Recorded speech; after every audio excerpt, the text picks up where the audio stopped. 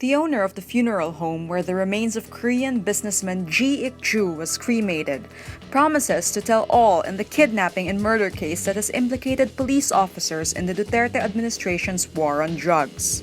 Former cop Gerardo Santiago arrives in Manila from Toronto, Canada early morning Friday.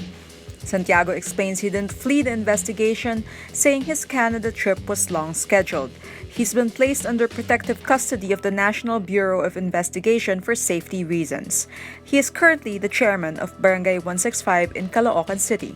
G was abducted from his home in Angeles City, Pampanga last October and was strangled to death inside the Philippine National Police headquarters in Camp Crame on the same day.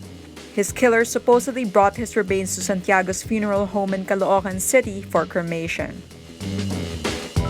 The Philippines is wary about being caught in the middle of the United States and China, following provocative statements made by appointees of U.S. President Donald Trump on the South China Sea.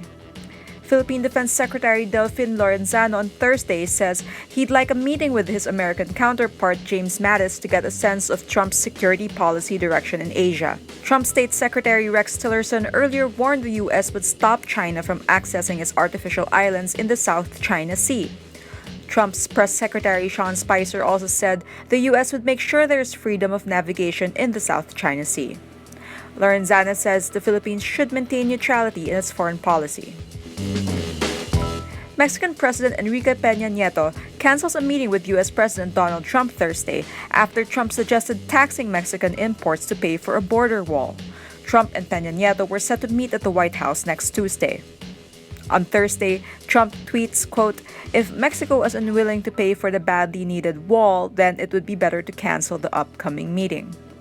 But Peña Nieto tweets Mexico is willing to work with the U.S. as long as it's in both nations' interests.